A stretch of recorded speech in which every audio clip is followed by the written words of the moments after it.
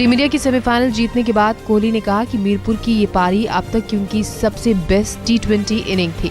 कोहली ने कहा कि लक्ष्य का पीछा करते हुए काफी दबाव महसूस कर रहा था, लेकिन विरोधी टीम को प्रेशर का असर दिखने नहीं दिया।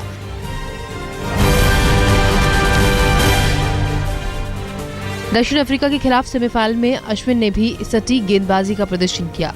अपनी फिरकी की बदौलत अश्विन ने 4 ओवर में 22 रन देकर 3 विकेट झटके।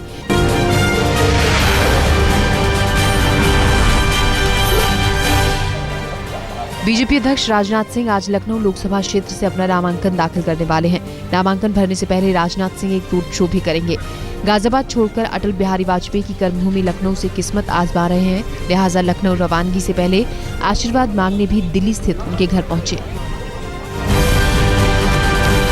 जब से श्रद्धेय अटल जी अस्वस्थ हुए हैं तब से लगातार मैं हर महीने कम से कम कोशिश करता हूं कि 2 बार तो जरूर उनका कुशल क्षेम जानने के लिए मैं उनसे मिलूंगा, मैं मिलता भी हूँ। तो कल चूंकि मैं लखनऊ, जो कि श्रद्धेय अटल बिहारी वाजपेयी जी की कर्मभूमि है, और उस निर्वाचन क्षेत्र से ही मैं नॉमिनेशन फाइल करने जा रहा हूँ, इसीलिए आज आशीर्वाद लेने के बाद अब सीधे मैं एयरपोर्ट जा रहा हूँ और वहाँ से मैं लखनऊ जाऊँगा। आज ही गांधीनगर से बीजेपी के वरिष्ठ नेता लालकृष्ण आडवाणी भी पर्चा भरने वाले हैं। सबसे खास बात ये कि नामांकन भरने के दौरान बीजेपी पीएम पद उम्मीदवार नरेंद्र मोदी भी आडवाणी के साथ रहेंगे। आडवाणी पर्चा भरने से पहले बीजेपी के कार्यकर्ताओं को संबोधित करेंगे। कांग्रेस नेता मधुसूदन मिस्त्री वडोदरा से नामांकन भरेंगे। मिस्त्री की सीधी टक्कर नरेंद्र मोदी से है। मधुसूदन मिस्त्री के साथ वरिष्ठ कांग्रेसी नेता शंकर सिंह वाघेला और अर्जुन मोडवाडिया भी होंगे। मिस्त्री फिलहाल राज्यसभा से कांग्रेस MP और AICC के महासचिव भी हैं। नरेंद्र मोदी आज मध्य प्रदेश के शिवपुरी में रैली करने वाले हैं। हालांकि ये इलाका केंद्रीय मंत्री ज्योतिरादित्य सिंधिया के प्रभाव वाला है। वहीं आज सुषमा स्वराज भी हरियाणा के अंबाला में जनसभा को संबोधित करने वाली हैं। कांग्रेस अध्यक्ष राहुल गांधी आज केरल के तूफानी दौरे पर हैं। केरल में राहुल कुल 4 जगहों पर जनसभा करेंगे। वहीं महाराष्ट्र के गोंडिया में सोनिया गांधी और NCP अध्यक्ष शरद पवार की साझा रैली भी है। माना यह जा रहा है कि महाराष्ट्र में कांग्रेस NCP के बनते बिगड़ते रिश्तों पर मजबूत करने की ये एक कोशिश है। आज शाम 5 बजे 16वीं लोकसभा चुनाव के लिए पहले चरण के मतदान के लिए चुनाव प्रचार खत्म हो जाएगा। 7 अप्रैल को पहले चरण के लिए वोट डाले जाएंगे। असम की 5 और त्रिपुरा की 1 सीट के लिए 7 अप्रैल को मतदान होगा।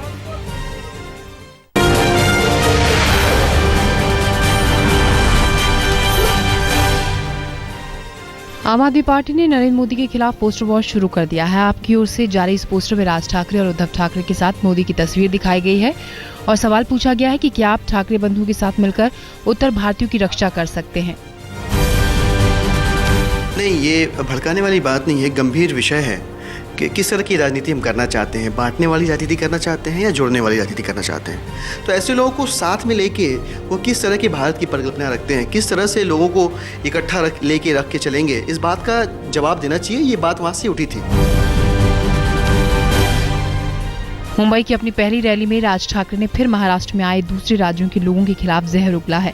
राज ठाकरे ने कहा है कि बाहरी राज्यों के लोग महाराष्ट्र को अपने कब्जे में लेना चाहते हैं। राज ने कहा कि हर रोज पूर्वांचल से 48 ट्रेनें भर भर कर आती हैं, लेकिन वो लोग कहां जाते हैं पता नहीं। महाराष्ट्रामध्ये आज जवळपास 48 ट्रेन भरून लोक आज या सगळ्या प्रदेशामध्ये येत आहेत।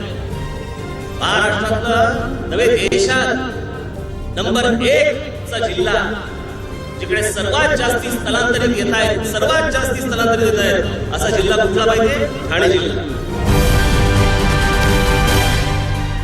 दक्षिणी दिल्ली संसदीय क्षेत्र में रोड शो के दौरान एक शख्स अब्दुल वाशिद ने अरविंद केजरीवाल को मुक्का मार दिया। केजरीवाल पर यह हमला उस वक्त हुआ जब वो आपके प्रत्याशी कर्नल देवेंद्र शेरावत के समर्थन में रोड शो कर रहे थे।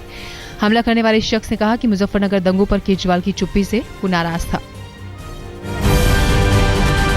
ये तो बहुत ज़्यादा गलत इंसान है, ये अरविंद केजरीवाल और शाजी अलमी, ये सारे जितने भी हैं इनकी सबकी चाल है। ये सब देश बर्बाद करने के लिए है। अरविंद ने ये बात की थी कि मारो इसे पकड़ के। पहले चरण के मतदान के बाद राहुल केंद्रित चुनाव प्रचार के बाद कांग्रेस अब अपनी चुनावी रणनीति बदलने जा रही है।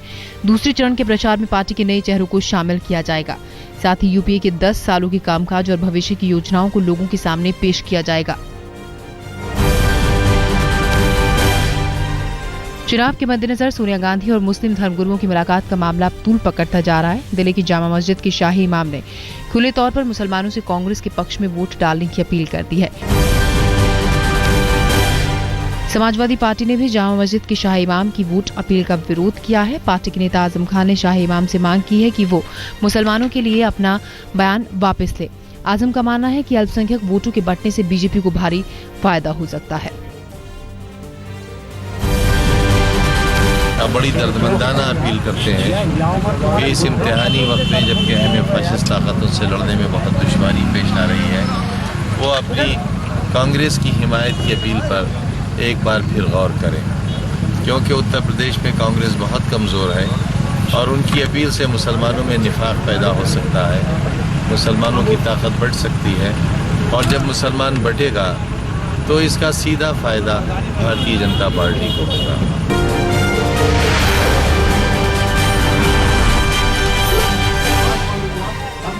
बीजेपी ने भी सैयद अहमद बुखारी की वोट अपील का जबरदस्त विरोध किया है। बीजेपी ने कहा है कि कांग्रेस की ओर से वोटों का ये सांप्रदायिक ध्रुवीकरण है। यूपी के खिलाफ अपनी चुनावी चार्जशीट में भी बीजेपी ने सरकार के खिलाफ 21 घोटालों और आरोपों का पुलिंदा पेश किया है।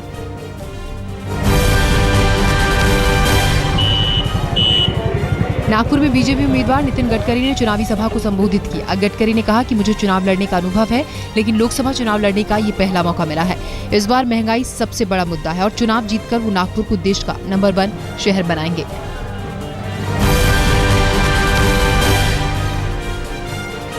पश्चिम बंगाल की आसनसोल में मुख्यमंत्री ममता बनर्जी ने 3 रैलियों को संबोधित किया।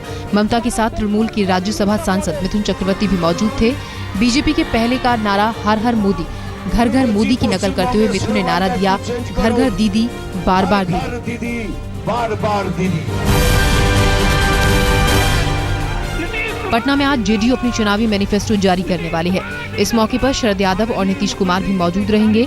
माना जा रहा है कि मैनिफेस्टो में राज्यों के लिए और अधिक अधिकारों का वायदा होगा। उधर घोषणा पत्र जारी होने से पहले नीतीश कुमार ने मोदी पर हमला करते हुए कहा कि जिसके पास करोड़ों अल्पसंख्यकों का भरोसा नहीं हो, वो कैसे देश का नेतृत्व करेगा।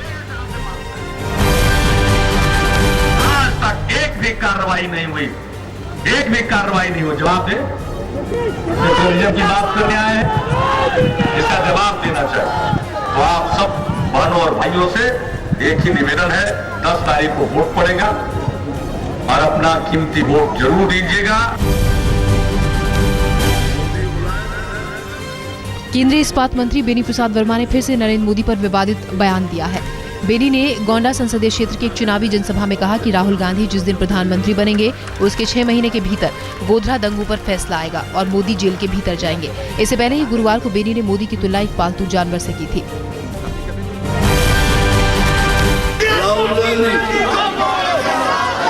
राहुल गांधी जिस दिन प्रधानमंत्री बनेंगे 6 महीने के अंदर गोधरा का फैसला आएगा और मोदी जेल जाएगा। पश्चिमी राजस्थान में अफीम पिलाकर वोट मांगने की बात सामने आई है। बाड़मेर सीट से बीजेपी उम्मीदवार कर्नल सोनाराम ने वसुंधरा राजे की मौजूदगी में अफीम आसानी से उपलब्ध कराने की मांग कर डाली। हालांकि अफीम देने से पहले लोगों को चेतावनी भी दे दी और लगे हाथ परंपरा और बड़े बुजुर्गों का हवाला देकर अफीम देने को मजबूरी भी करार दिया।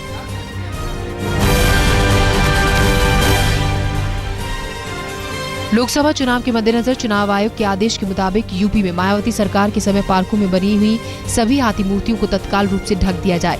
इसके बाद माया पार्क में बनी हुई हाथी की सभी मूर्तियों को ढकने का काम शुरू कर दिया गया। हाथी मायावती की पार्टी बीएसपी का चुनाव चिन्ह है, जिसे लेकर दूसरी पार्टियों ने इन मूर्तियों को ढकने की अपील चुनाव आयोग से की थी। उत्तर प्रदेश के मुरादाबाद जिले में नरेंद्र मोदी का असर यहाँ के बड़े रेस्टोरेंट से लेकर ढाबा तक में दिख रहा है। वेटर से लेकर मैनेजर, मालिक और बर्तन सभी मोदी के रंग में रंगे हैं। मेन्यू कार्ड में डिश के नाम भी मोदी के नाम पर रखे गए हैं। इस आइडिया से जहां मोदी के फैन खुश हैं, वहीं मालिकों की जेब का भी वजन बढ़ रहा है। मध्य प्रदेश में चुनाव प्रचार के लिए रंग बिरंगे और अनोखे तरीके का प्रयोग हो रहा है। शहडोल लोकसभा क्षेत्र में कांग्रेस प्रत्याशी राजेश नंदनी के पक्ष में लोक गायक और नर्तकों की टोली प्रचार कर रही है। वहीं भोपाल में भी भरी दोपहर में भीड़ जुटाने और प्रचार के लिए कहीं जादू का शो हो रहा है तो कहीं कव्वाली हो रही है।